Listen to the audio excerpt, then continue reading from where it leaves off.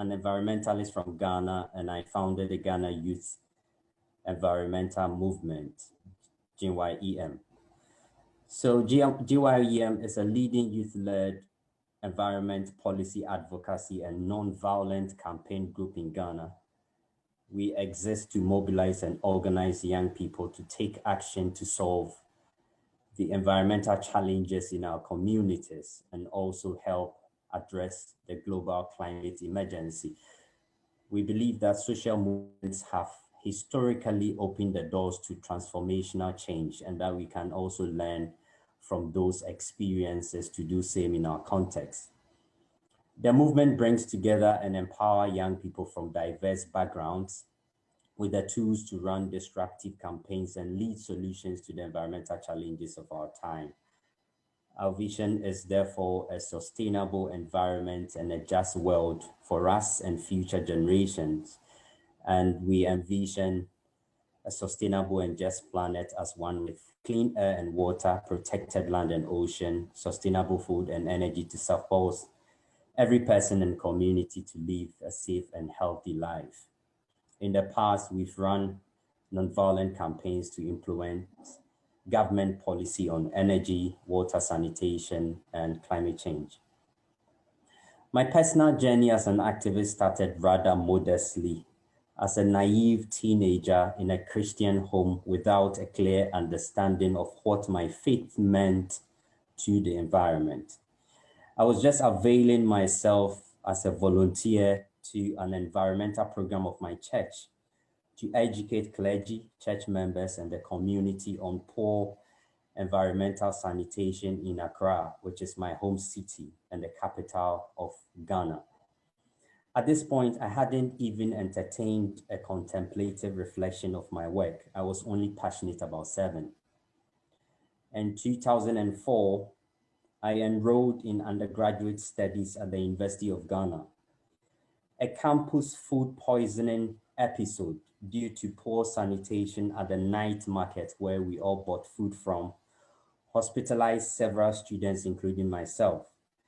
I spent 72 hours in the campus hospital, and this experience renewed my convictions to step up my environmental activism till I graduated from university in 2008.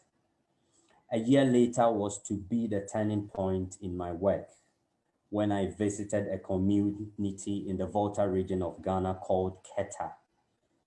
Experiencing the ravages of coastal flooding to the community and people's livelihoods startled me and sank my heart. At this point, the reflective contemplation had begun.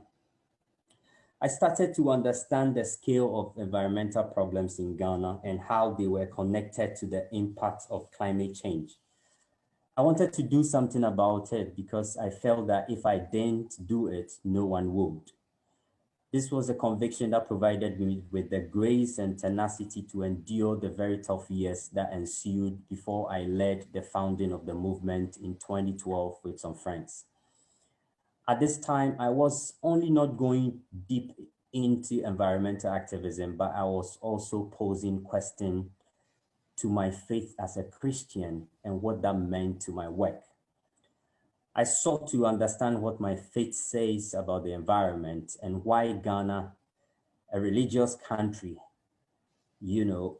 with citizens who had less sense of responsibility towards the environment, though some of the core teachings of African traditionalists, Christianity, and Islam emphasize environmental protection, conservation, and justice.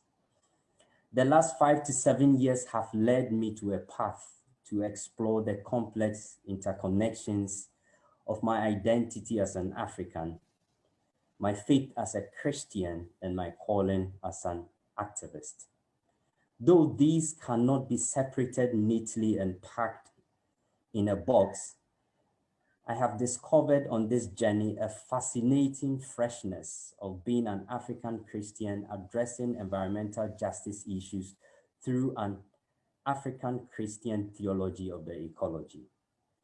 African Christian theology engages ecological issues with creation, land, and community at the core of this engagement and central to the heritage and identity of Africans. We are realizing that contrary to the Western theology of the 19th century missionary movement to Africa, the Christian faith and Africa traditional religion are not antagonists, but soulmates. The biblical basis for creation care, which is the creation of value encountered in scripture, is not alien to the African traditional concept of sacred nature. Stewardship as a Christian responsibility towards creation, kinship with nature as an African traditional hermeneutic of our human relationship with non-human nature, both reveal our intrinsic bondedness with nature as a community of life. The Sabbath principle is grounded in both Christian faith and African traditional thought. It is interesting, therefore, that historically, and even in the contemporary era, at the theater of gospel culture engagement, the African traditional heritage and experience is demonized and jettisoned rather than seen to have flickers of light, which leads to Jesus Christ as the full self-disclosure of God as taught by Christian theology. This has grave consequences for the African conceptualization and treatment of the environment, which continue to be influenced by Western ideas. Within this also lies the burden of my work as an African Christian environmentalist, to reflect and share perspectives on African Christian eco-theology as a response to the environmental crisis in my country, Ghana. And I'm very happy to join the rest of the panelists today to explore faith and to also explore my experiences with them as I also learn from them. Thank you. Thank you so much, Gideon. I mean, there's already, I think, so much to unpack there. I think particularly around your role as an African Christian and how the traditional African religions also intersect with Christianity, and what that has done as well for your movement, particularly with young people and really mobilizing the next generation. So thank you so much for that. We'll come back to lots of the themes that you've picked up there in our next session. Without further ado, I'd like to welcome Rabia to share her story and the work of the Rabani Project. Okay, thank you so much for that, Angarad, and thank you so much, Gideon. I was sitting here like constantly like, really, really deep gratitude for you sharing that. Some really, really powerful and important things that you said there. Yes, I'm Rabia Mali. I'm joining you from East London. And I just want to kind of just to share with you a little bit of the journey that I'm currently on regarding the Green Dean tribe. So I know Angarad introduced me from the Rabani Project, which is the umbrella group that we created that looks at creativity and spirituality and nature. But what came from that was something called the Green Dean tribe. So how that kind of came into fruition, or how that seed was planted, was actually, funny enough, it actually started with a journey that I made to Ghana many years ago. And really it reconnected me to my sense of nature, because I had studied nature as a herbalist. I had studied plants in a very kind of segregated, kind of fragmented way. And part of my journey about 15 years ago was that realization of the humility that I really wanted to have in the presence of nature, and to move away from a space of studying nature and then really being with nature. And it was through that, in the combination of working with St. Ethelberg's, which is an incredible group, something called Spiritual Ecology. The idea about spirituality and nature coming together was very, very beautiful and very, very powerful. But I must say, as a Black Muslim woman, there were so many aspects that were left out of that conversation when it came to the conversation of nature connection and conversation of environmentalism. There was so much that was left out, and I had to fill in the dots.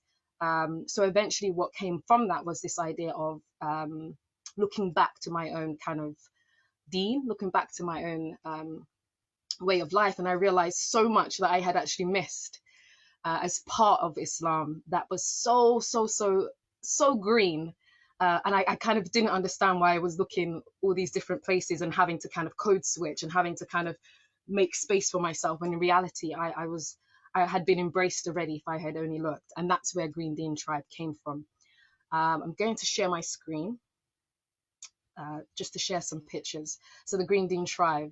So just to explain it briefly, because I'm using language sometimes, I realize that maybe it's always nice to define what I'm speaking about. The green aspect is obviously, I think everyone gets the whole green living and yes, the green lifestyle, but also for us, it's one of the favorite colors of the Prophet Muhammad, peace be upon him. And so by us using that term green, it was a way of us honoring the Prophet Muhammad, peace be upon him. Deen is actually the Arabic term for way of life. I mean, sometimes it might be translated as religion, but the real meaning is kind of like an embodied internal and external way of life. It's a path, it's a journey. And the tribe we used as a way of honoring, for many of us, or part of the tribe, who are women of color. We really wanted to honor our ancestors and those that had really been of that tribal understanding and had really had a relationship with the earth. So for us, it was this idea of looking at some of the principles. And I must say, although it looks very official and very like, oh, these are the principles, this is just one way of looking at it in this way. Like, honestly, when it comes to nature and when it comes to connection, like it's really so experiential. And I think everybody on the panel will kind of really agree with that. But our minds sometimes have to box things and understand things. So one of the things, and this really helped me, and this is for me, it was this idea of having this awareness that there is only one, right? There's only, ultimately, whatever that name is, there's this one point, whether that be God, of the universe, whatever people want to understand it for. For us, it was the oneness of Allah. And having this understanding that everything in creation is ultimately a reflection of the divine. And when you have that understanding, you start to look at everything in a very different way. You start to look at everything in a way of reverence, in a way of like, wow, what is that sign telling me? What does this sunset mean? What does that tree mean? What is that tree for? Why did God create this tree? Because you're seeing everything in nature as a sign, as an ayah. And so if you have that realization, it makes it very difficult to live with nature in a very destructive way, if you're having that realization. And that brings us to this idea of stewardship, which my brother Gideon spoke about, which is really, really an integral part of the Islamic kind of idea when it comes to nature. And also service, khidmah, right? Which again, I think Gideon did mention about the idea of being service to each other, but then also service to the earth. And I wanted to spend a bit of time kind of just talking a little bit about stewardship, because when we started to step into that, we really had to almost unravel it, because there had been this really patriarchal, dominant understanding of what stewardship was, which is stewardship means I own, right? I'm the owner of the earth. I'm in charge, right? And everything is I'm in dominance of the earth. And that mentality has already created this relationship that we currently have, and perhaps could be attributed to all of the problems that we're having at the moment, which is this dominance of the earth, rather than living in harmony, right? Rather than living in a way of stewarding and a way of caretaking. And I've just dropped a few of the Quranic ayahs, Quranic verses, and a hadith, a saying of the Prophet Muhammad, peace be upon him, which is really resonates. And this is what leads us a lot: is the world is beautiful and verdant, and verily God the Exalted has made you stewards in it, and he sees you. He sees how you equip yourselves. So one of the key things, and I've left out one of the ayahs, so forgive me, is that not only are we made stewards of the earth, those to look after the earth and take care and take from the earth, but take care of it, we're also going to be held accountable. And that's the big part of what we were really looking at, is that we are going to be held accountable. So from this understanding and from this realization, we set up the Green Dean Tribe, which is a collective of women. I'm going to read it. Collective women who are dedicated to inner and outer work of stewardship through the exploration of spirituality and nature, through the prophetic teachings and Islamic sacred texts. I must say, we initially didn't start off as women. This is just how it kind of moved to it being more female-led and female kind of, I guess, female space. And we kind of went with that. We kind of thought, this is what's happening. Let's just go with that, rather than trying to force it into something that it's not. So what we did, we went out into nature. We took a group of about 15 to 20 women each time we've gone out. We would take them into nature, particularly a lot of those that are city dwellers. And it's an opportunity to really begin connection, right? Begin relationship. And that's relationship with each other as women, as women of color, Muslim women, but then also begin relationship and renew relationship with Allah, with God, and with the earth. And for a lot of the women that we work with, there's a connection to the earth, but there's so many different things that have really stopped that connection, whether that be not feeling safe in nature, whether that be the history of colonization, whether that be just not feeling like they belong in this country, particularly because we do all of our retreats in this country. And we really start to unpack that and realize that there's so much in nature that we can really step into and use it to build that connection. So I call it healing the wounds of separation by going out in nature and doing meditation, dhikr, praying, eating, cooking our food together, singing together, dancing together. As well, I say dancing together. At points, I think it was just me, but I felt like we were there together. You know, it was the sense of community, and I think being in nature really does allow for that as well. So I've just had a few other images as well. So what the most powerful thing about this movement, and we've been doing the retreats we do it 3 times a year, and we've done that for the past 3 years, minus this year. The most powerful thing I must say about this retreat is that it is very healing, and it's starting, like I said, it starts to heal those wounds of disconnection. And another thing that I find incredibly powerful, that it starts to act as a space of like an incubator for seeds. So a lot of the women will come with ideas, will come with a passion, will come with something that they want to do and take back to their communities. And this space of retreat is a place where we can nourish that and support them in doing that. And what we realized is that although we speak a lot about activism, and for some of us, activism looks a particular way, and for many of us, we don't see ourselves in activism. And we don't see ourselves represented in, if particularly environmental activism. I must say that until recently, it was very white middle class. And because we don't see ourselves in that, we don't necessarily associate ourselves being activists. But I realized that this was activism, because these women came, they had their moment of healing, and they went back into their communities and they set up their own little own micro kind of projects and micro networks, and it was powerful. We had women that went back and did like tree planting with their communities. We had women who set up a film club, a Green Dean film club, an ethical swap, and I'll share some pictures of that as well. And so it was this idea of really encouraging us to embody the inner and outer states of stewardship, which is it's an ongoing process. I'm not saying that they go away with this retreat, you know, everything's perfect and but it's the beginning of it. And I think I'm just gonna, so you've got the ethical swap shop, you've got the monthly film clubs, and the big one was the ethical iftar, which was this idea of using Ramadan, which is like a huge moment in the Muslim calendar, and using that as an opportunity to really start to have the conversation a bit more about waste, about meat consumption, about food, you know, seed sovereignty and food conversations, and really start to have that conversation. Because as I think Gideon mentioned, particularly within faith communities, we are so vast as a community. It makes sense for us to really start to tune into the green aspects of it. And I say green aspects, in reality, the whole entire faith is green, but because we've segregated so many things that we have to call it Green Dean. But in reality, for me, my Islam is always green. I think that's me. I think that's me. I think that's where we are at the moment. Obviously, it comes with its challenges, but in general, it's a space of connection and celebration. But thank you. Thank you so much, Rabia. And actually, there's something really incredibly inspiring about that story, but also your energy for this as well. And I think particularly what you're saying about the role of women, which I'd like to unpack a little bit more in some of the questions. So thank you so much for sharing that story, Rabia. And finally, Jessica Robinson, really delighted to welcome you from Sadeh Farm, which is, I believe, the first UK Jewish farm of its kind, doing the work that you're doing. So it'd be great to hear from you. Yes, exactly. Can I just check that you can hear me okay?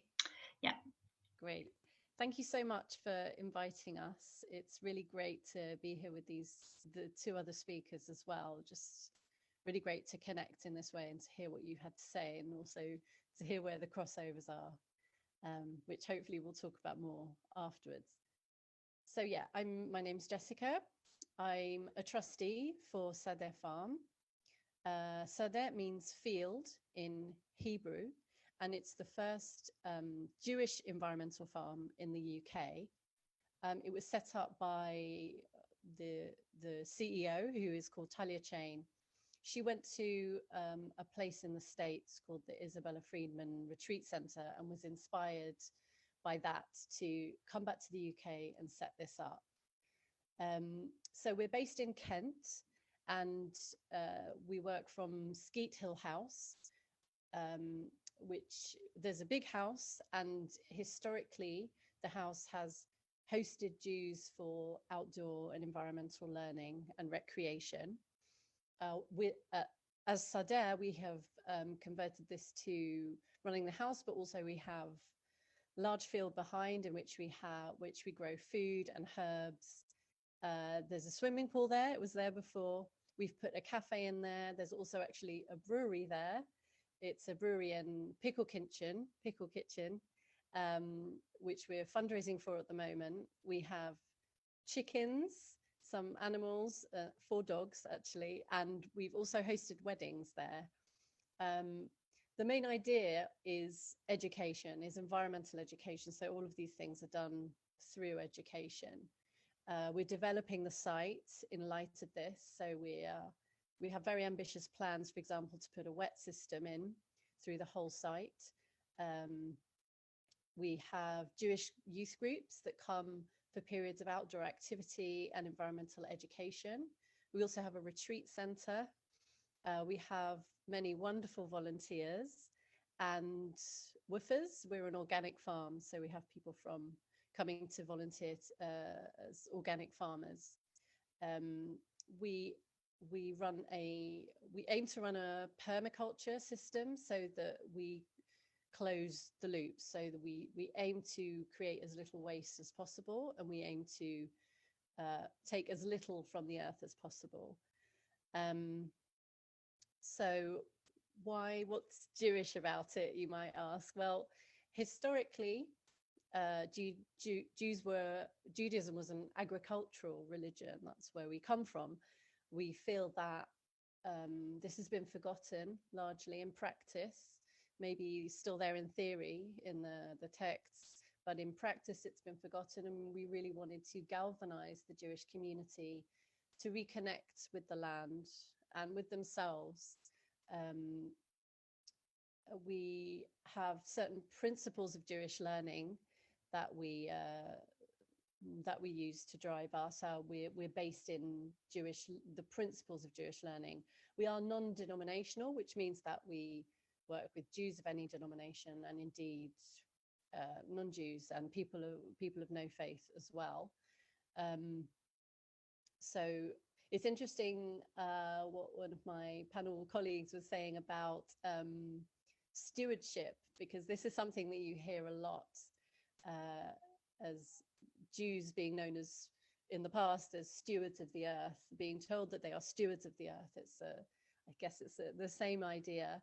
And the idea of having ownership over the earth versus taking care of the earth, dominance rather than caretaking.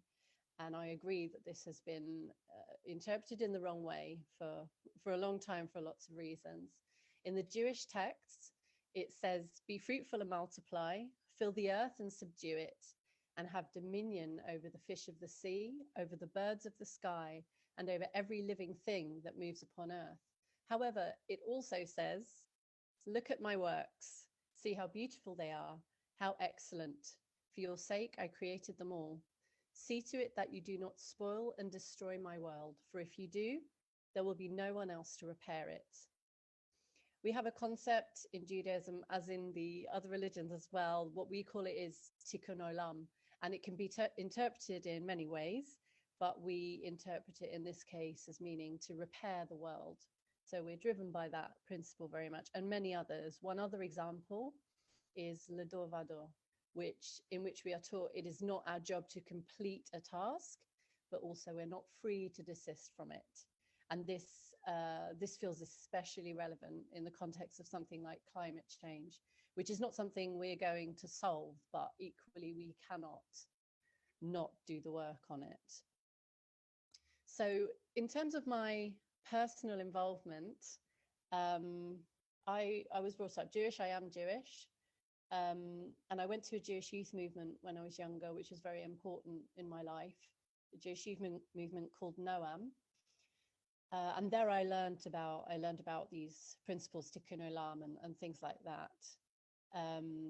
Arguably, it's strengthened an interest in and concern for the environment that was probably already there. But I guess, and then I went on to study environmental science at university and have a master's in sustainable development. And then I had a career for 10 years in working with environmental charities, especially building community gardens and food-grown gardens and things like that. But I think for me, the main thing about my Judaism is that I grew up in a community. And to me, this is absolutely crucial as a way to practice my beliefs about how we should live, and indeed how now we are looking to adapt to a future world. I think this understanding, being part of a community, can really help us to have a bigger impact than otherwise, and to make things happen and to support each other. And especially if we're talking, to bring it up again, about something like climate change that's so confusing and complex and can feel so overwhelming and isolating. We really need people around us with similar aims and ideas to help us along.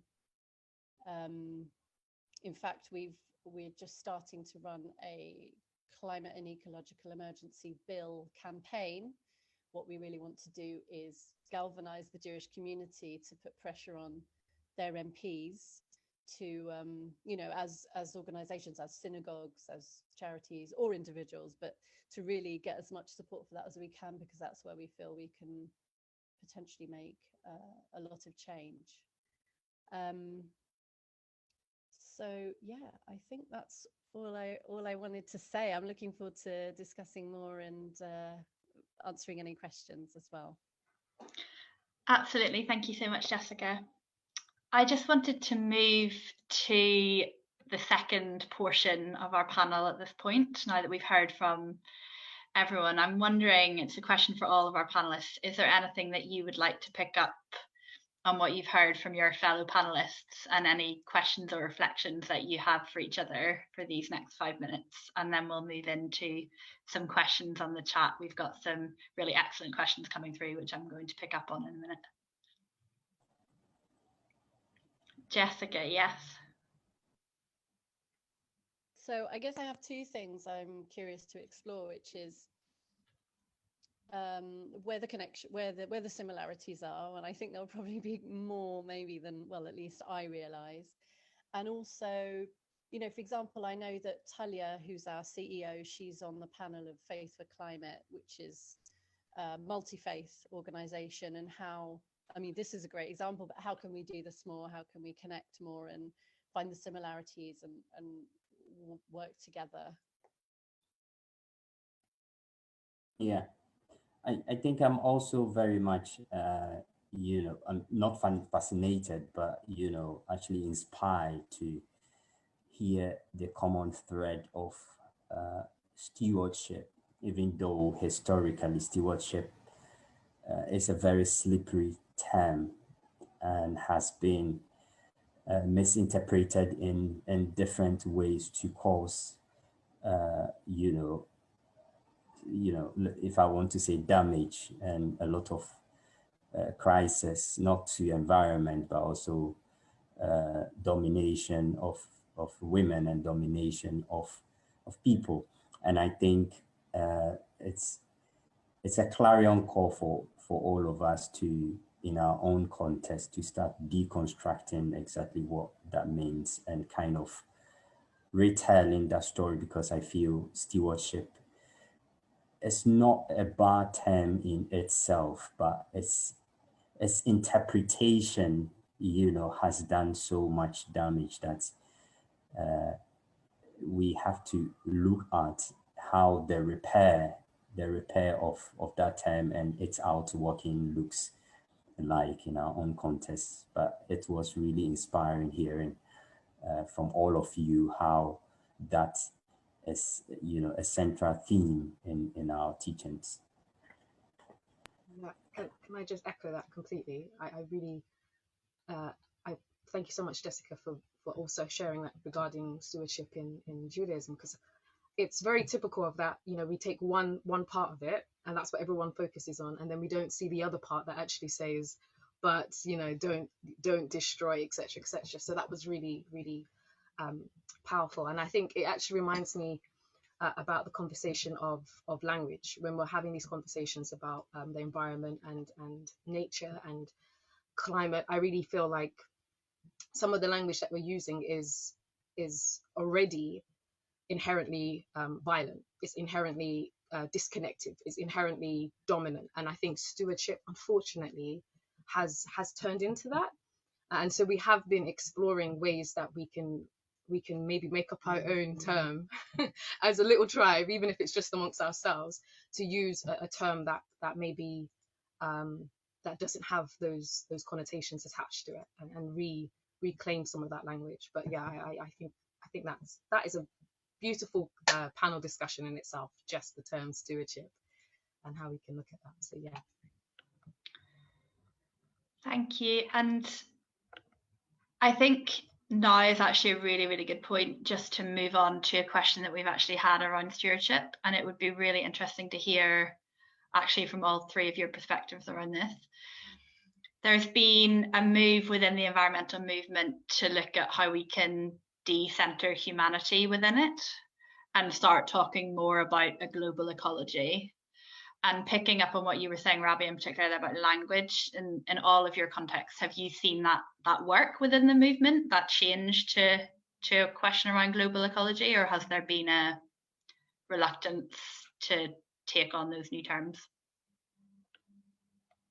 And I just want to clarify, making sure I'm understanding. So when you're saying global ecology, it's the concept of kind of Mother Earth kind of idea. Would that, yeah? Yes, and the idea that, especially theologically, I think in the concept of stewardship, it's about a preference for humanity above the natural world. And the idea that ultimately is about human gain from the earth rather than our care over it, and talking about a more global ecology, this idea that it's not putting humans first.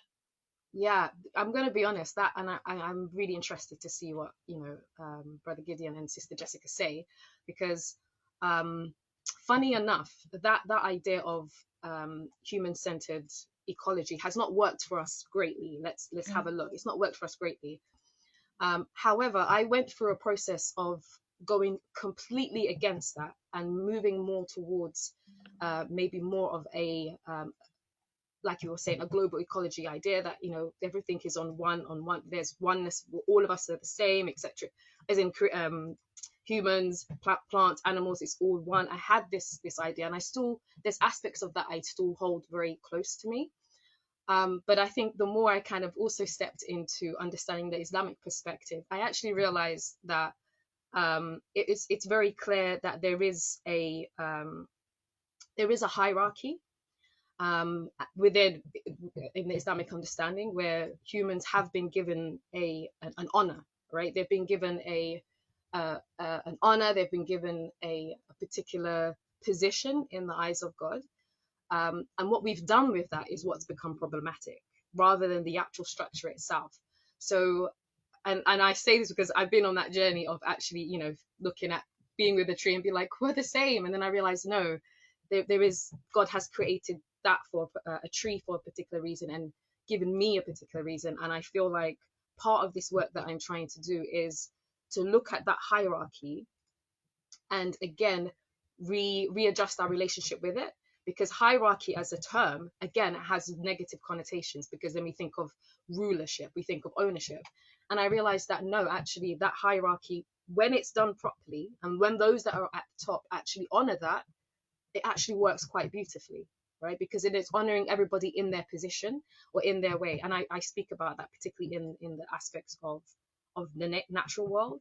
And I like what you said about knowing what we can give, but then also knowing what we can receive from other parts of nature as well. Jessica and then Gideon. Are we? Yeah, Jessica, if you would like to speak, and then Gideon, it would be great to hear from you as well. Yeah, it's a really, really interesting question. This is, I had a friend at university. This is you might see this as totally irreligious, but I guess it's part of the same question. I had a friend at university who thought that the mango was the pinnacle of creation. So he definitely had a different hierarchy from other people. And I actually, for me, that was really interesting, because it was really the first time I thought, hang on a minute, you know, that doesn't make any, oh, actually, I see where you're coming from. So I think it's a really interesting question. In terms of whether the Jewish community have started to have that conversation and change the language around it, I think it really depends on the individual. I don't know, as a community, I really can't speak for the whole community. I can speak for myself and, you know, so there to a degree. And then beyond that, it's individuals, really. I mean, that's a question I'm pretty sure most people I know haven't asked themselves before. So it's quite a radical idea, really, in some ways, especially, I think, in a religious context. Thank you. And Gideon, how would that work within your context, kind of changing with language?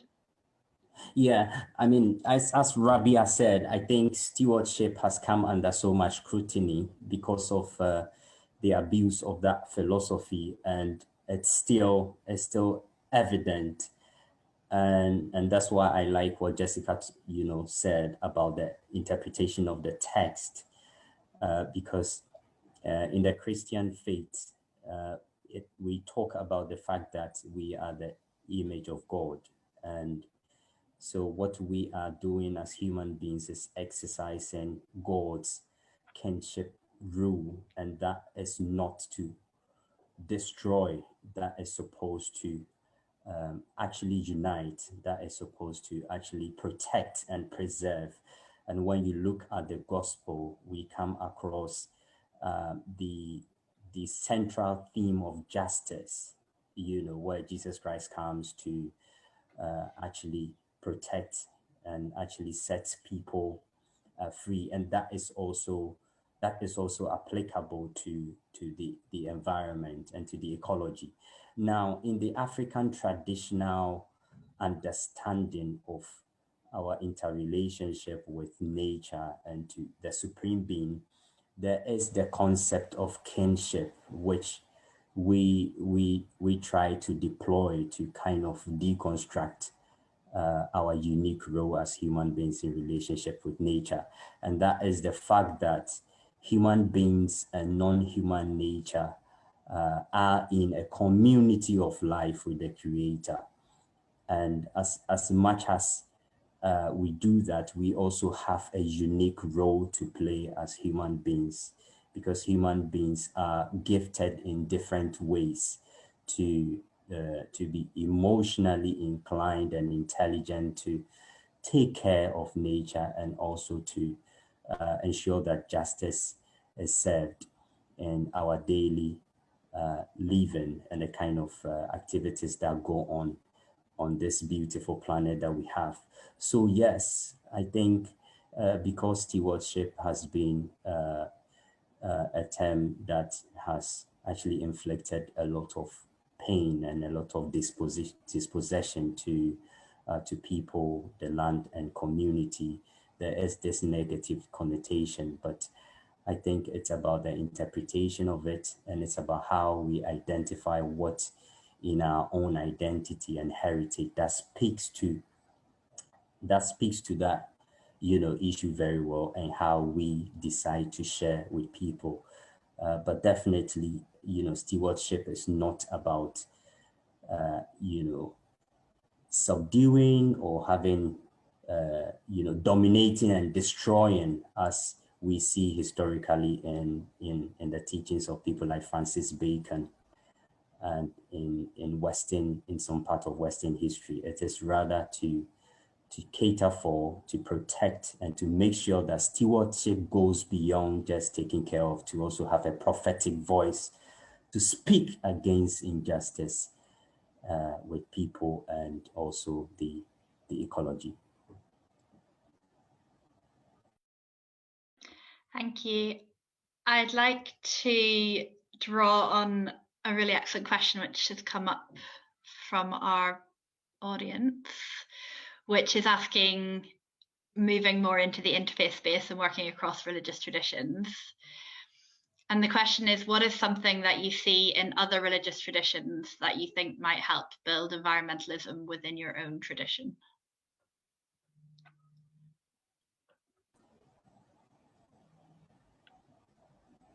Yeah, as I said, various, as even an African, I mentioned earlier on about the African traditional thought, which we all come from as Africans before we got engaged to any form of religion, whether Christianity in Africa or Islam in Africa. And I personally see, a lot of similarities in my faith as a Christian now, and also my identity as an African, how Africans revere the nature as sacred, and how we even, in some traditions, you have people not going to fishing. You have fisher folks not going to fishing on a Tuesday because of reverence for the sea. And this is explained in a way to show that the gods, as they say, may be resting on that day. But actually, it was actually a strategy to ensure that the sea has some form of resting. And, fingerlings are not just fish out of the sea, and the sea fishes are sustainable to sustain the livelihoods of people.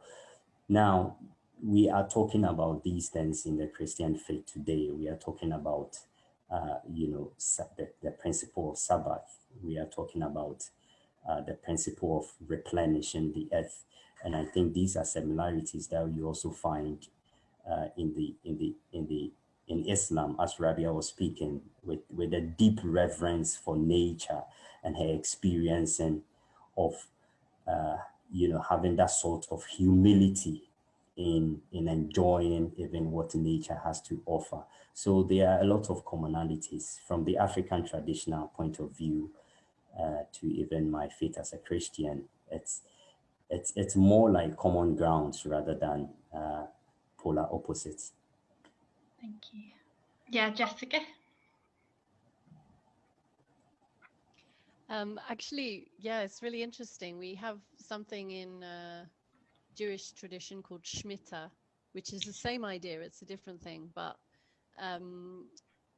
in agriculture, what you're supposed to do every 7 years is have a fallow year, so that nature can replenish itself. And same idea as with the fishing. And if the fishing idea had been adopted across the world, we wouldn't have the problems with.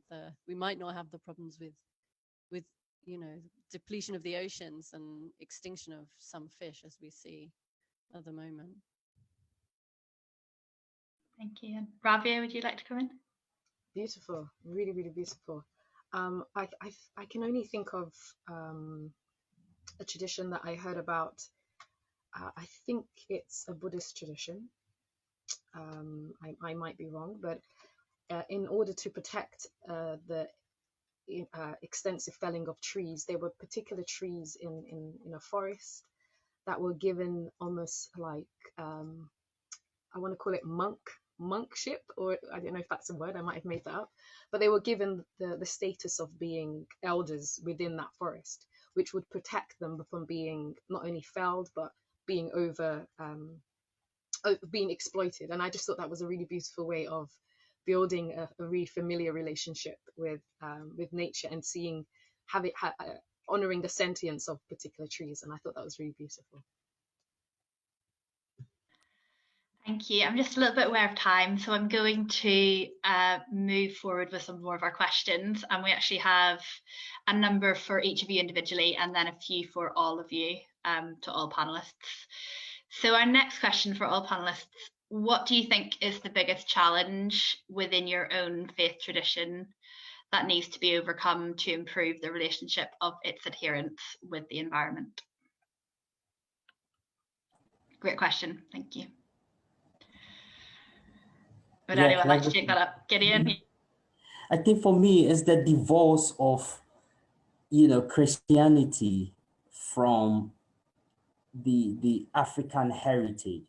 It's more as if when you become a Christian, you kind of shed everything with your identity as an African. Okay, so we've had the missionary movement swooping in. We've had even current very influential charismatics and evangelicals and Pentecostals talking as if Christianity is like just a soul-saving exercise rather than an engagement of culture. And I think that has a lot of negative impact on how we see the environment, because then historically we are throwing away, the water and the baby, So I feel our own identity as Africans has to come through our belief, and Jesus Christ as, according to Christianity, the self-disclosure of God. So when we are coming into that faith, we are not just leaving everything behind. We are leaving things that we feel or we believe when we look at scripture leads us away to him, and coming with things that draw us closer. And those have, examples of environmental conservation. And now people are saying Sankofa, which in Ghana literally means let's go and take back, even as Christians, some of the things that we did to preserve the environment that we are not doing now because we've jettisoned our traditional thoughts. Thank you. Either Jessica or Rabia, would either of you like to take that question? Yeah, I can try. It's a good question, though. It's a good question. It's really difficult to answer, but thankfully Gideon spoke before I did, so I'm gonna piggyback on his answer, because I really think that he hit the nail on the head. For me, maybe in a slightly different way, but with loss of identity. And actually, I think that's the thing, and it's not just confined to religion. I think that's the thing maybe for everyone, is fear of what the new future will look like, and what will I be, what will I mean if I don't have, I don't know, this car, this house, this swimming pool, whatever. What do I aspire to now that the rules are changing, hopefully so much? What do I aspire to now? And I think it's correct to say that there is a path for people spiritually, in whatever way they interpret that, to help deal with that. Yeah, I like. I'm so glad I went last. I can just say ditto. But yeah, definitely that idea, and I'll add to that. What we found as a community is also there's been this big divide of seeing the environmental cause and nature as a separate. It's like a particular interest. It's kind of like, oh, that's because you're interested in that, good for you, rather than seeing it as what it truly is, which is it's really intertwined with the whole idea of the faith and the whole theology of the faith in the whole text. All of it is just like all together. So I think for us, we're still sometimes it can be deemed as being, like a little fraction of the community of tree huggers, all these tree hugging Muslims, you know what I mean, rather than it being as, no, this is our way of really trying to embody the practice. So I think that's been one of the challenges that we're finding. And our last question for everyone, and then there's a few that I just like to pick up on that have individually come through for some of you based on specific things that you said. So I have a question here around movement building, and I think the international arena of climate activism how can secular environmental NGOs work better with faith communities, do you think, towards the common goal of protecting our planet? So how can we really work across the secular religious divide?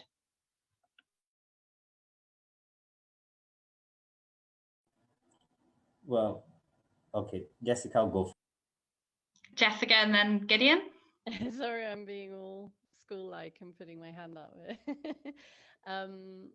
I mean, just something that I don't really have a super clever answer to that, but you know, I just think of Sadet, and we, like I said, we're rooted in, no pun intended, rooted in Jewish values, but we work with everyone that wants to work with us. So we, for example, are a space which is multi-denominational, multi-religious, or you know, people or non-religious. So we, that's how we're set up, and I doubt that we're the only organization based in religious values that functions in that way. So I'd say there's potentially a lot of scope for that.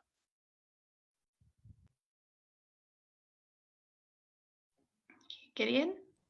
Yeah, I think that is already happening in different levels, you know, because if you look at most of the work we do, even in the Ghana Youth Environmental Movement, we hardly spotlight our faith in that, because if you're running a youth movement, you know, you open up for so many people, every person from all walks of life, and the central or unifying passion in that cause is not necessarily religious, you know. So it is the common good, is the protection of people and planet, and that can be identified in what people want to do, regardless of whether they believe in or in any religion, or they are people of faith or not.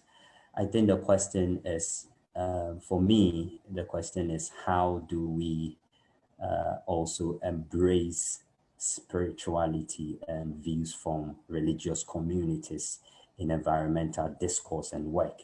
Because I think that those voices have been muted in my experience. When you look at even in academia, you know, when people write about the environment, there is little space to engage, let's say, spirituality or even faith or religion. You know, people don't even deem those kind of knowledge to be scientific or empirical enough to include in research.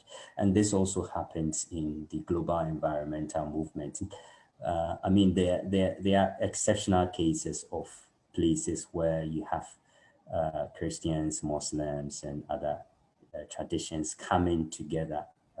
I know the Extinction Rebellion has a Christian wing, for example. So these spaces are being opened up, but there is more to be done. And Rabia, would you like to come in on that? Or? Yeah, I was gonna say, like, Gideon's really, like, you know what I mean? Like, Jessica, I'll come back. in the mic today, honestly. He really is. I agree with that 100%. Definitely there's been a difficulty in bringing those two worlds. Well, there's opportunities of that happening. But on the other hand, and this is me thinking out loud, and this is me also realizing how powerful it is to have faith-based spaces that are doing this work, because sometimes when we start to bring those two worlds together, because there is this inherent fear of religion and there's this inherent fear of spirituality, I found in my experience, when I used to go into more secular spaces, there was an aspect of my own spirituality that I had to leave at the door, right? There's aspects of that I had to leave, which is part of reality. But I do feel I recognize the need for both. I recognize the need for faith-based, I recognize the need for secular, and I do recognize that beautiful meeting, but it has to be done really, you need the right people, honestly. You really do need the right people to be able to do it. Jessica, did you want to come back in? I was just gonna add to what Gideon said about XR having Christians. It also has Jews and Muslims and other things too, and Buddhists. And it also has a faith bridge, which brings them all together. I know that's not talking about the specific question of linking secular, but just to say that's out there.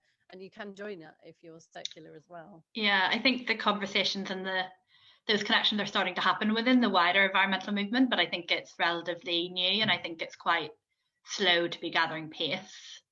But it is happening. I do agree it is happening, and some of our students have been involved in that work as well. It's got 2 more questions. And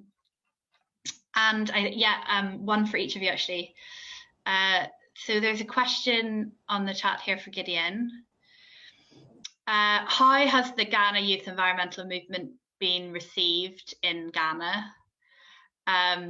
We are often told in the West that environment and climate is only a cause that is of interest in the West, or only in certain countries, in wealthy countries. Do you believe this to be true from your experience? That's interesting. Of course, there's that idea, because I would say that, you know, knowledge production has been quite skewed from the north to the south, you know. So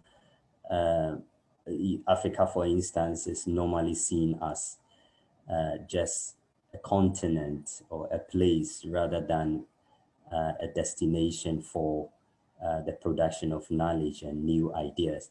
And I think that is why people can have those kind of perception. But actually, environmental activism is very strong in Ghana.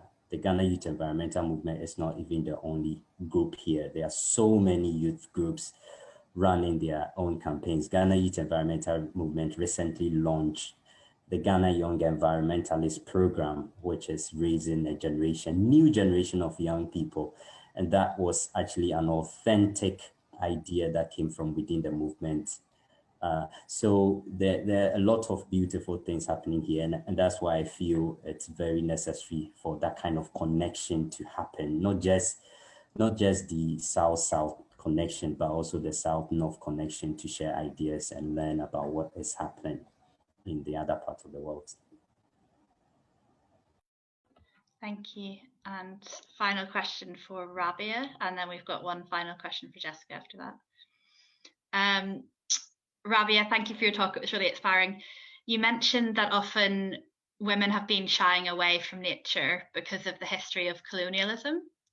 Could you expand a bit on that? So I think one of the top things that colonization has done, one of the first things was to separate people from land, right? Whether that be through, when we look what happens in America, any country that has been colonized, one of the first things is to remove people from land. And if we look at the traditional relationship with land, it was not just a place where you lived. It wasn't just a place where you had a home. It was a place where your ancestors were buried. It was a place where you knew the soil, you knew the land, you knew what kind of the growing times were, you knew the language. So there was so much embedded and embodied within that land. And I think what we're seeing now, particularly in this country, there's still, and even if those that are born and bred in this country, particularly women of color, there's still the wounds of colonization, of that ripping of the land that we're still trying to repair, to a point where even in our language, I will say back home, right? Born and bred East Londoner, every East Londoner in a bone in me, but I will still refer to the Caribbean as back home. And what that does is that it means that my rootedness in this land, when it comes to my relationship with the soil, when it comes to my relationship with the trees and the plants, there's still that kind of resistance. There's still that kind of hesitation, because I know that the reality is, or I feel, my body's telling me, my mind's telling me, the society in some aspect is also telling me this is not really where I truly belong, right? I'm still here, even though born and bred East Londoner, trying to hold back my accent, right? So I can come across more like, but this is still not home. And I think what I started to realize with these women, particularly the women that we're working with, how damaging, I can see it in myself, but how damaging that is, and how that means I'm born and bred, but if you're not born and bred in this country, how that sense of belonging to the land can really be impacted by not being allowed access to the land, even land ownership in this country. I mean, I really want to speak to Jessica more about how the farm works and things like that, because land ownership in this country is hugely problematic when it comes to who owns the land in this country. And that's what I meant by colonization. We're still healing that. We're still healing that. Thank you. That's an entirely other. We almost have time for kind of 3 more hours, I think, of this panel. But sadly, I'm going to draw it to a close with our final question for Jessica, which has come around community. And I think it's actually a really, really good question to finish on. You mentioned the concept of community and the important role it played in your life. Do you think that environmental activism, in order to spread and augment its relevance, should be promoted more at a community level rather than an individual one? And is this something we could learn from the Jewish community, since the Jewish community seem to have a strong, solid sense of community? Thank you. Very good question. Yes, absolutely. I think that we should be working as community. Well, I'll tell you, with my other hat on, you may be unsurprised to learn that I'm a member of Extinction Rebellion Jews. That's how I identify with my other hat on. Basically, I learned about climate change about 20 years ago. And anyone that learned about it that long ago has had a very lonely time since then, wondering why no one was running for the hills doing something about it. And really had to kind of deny it to myself in the end, because I felt kind of, no one else is acting as though, as Greta says, our house is on fire, which it is. And I thought, okay, right, so it can't be such a big deal, or I have to deny it, I have to forget what I've read in the science. And then Extinction Rebellion came along, and I was like, finally, people who get the urgency of this, and I can be a part of them, and they can support me, and I can support them. I wouldn't be speaking with you now, I don't think, if it wasn't for that. Actually, I got involved with Sadeh before that. But so I guess I'm telling you that because, to me, that demonstrates very clearly the strength of community. My community was XR, in Extinction Rebellion in general. And then I found a group of other Jews who were members of XR as well. And now we're XR Jews. And for me, that's my affinity group. Also with Sadeh, I have a place, like I said before, where I can potentially help to promote the values that I know we're going to need, and the practices, the practical, physical things that we're going to need to create deep adaptation for the future that we're heading into. In terms of, what was the second part of the question? Sorry.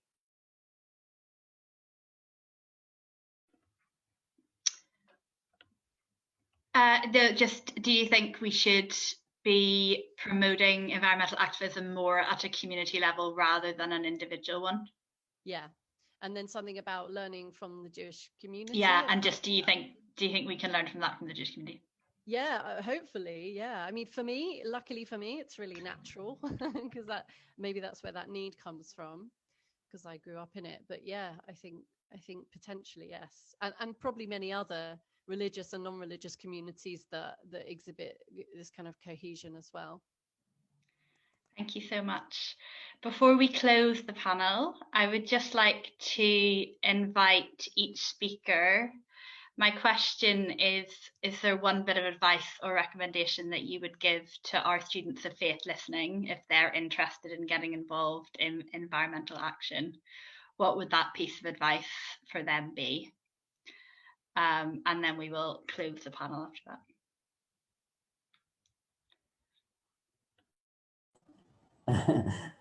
Oh, Jessica. No, you go first this time. Well, I would just say, be courageous and, take the first step. We need more engagement of environment with faith, and this is the best time to do this work, because the spaces are opening up, and I believe there are better opportunities to start. So just take the first step, and some of us are always here to support you if you need other perspectives. Yeah, I'd completely agree with that. And I'd say I'm happy for my details to be shared if anyone wants to get in touch with me about involvement in SADE or XR Jews or XR in general. And I'd say find your affinity group, find a group or one other person that thinks like you, and you won't have to look hard. You know, maybe it'll be someone you haven't met yet, but that's okay. And there's so many different ways of being involved. You don't have to be a trustee. You don't have to lead your own organization. Like, yeah, absolutely. Cool. You can help with emails once a week. I don't know. There's so many different ways. Yeah, I echo both. I definitely seek those that will seek a community, like what Jessica ended with, seek a community, and also stay rooted in your faith, and don't lose hope, because it can feel really hopeless sometimes. But yeah, thank you. Thank you so much, everyone. On behalf of the LSE Faith Centre and also the LSE Students Union, thank you so much for joining us for such an inspirational panel. And if you're happy for your details to be shared after this as well, I think there are a lot of students who'd be interested in getting involved with some of the work that you've mentioned. And I would also just like to shout good luck with all of the work that you're doing as well, because I think in your various faith communities, you're really changing the world, and this conversation needs to include faith a lot more than it does. So thank you so much for your time. We're wishing everyone a really good Green Week as well, and we hope to speak to you soon. Thank you for having me, and really nice to meet you all. Bye. Bye. Bye. Bye bye. Bye bye.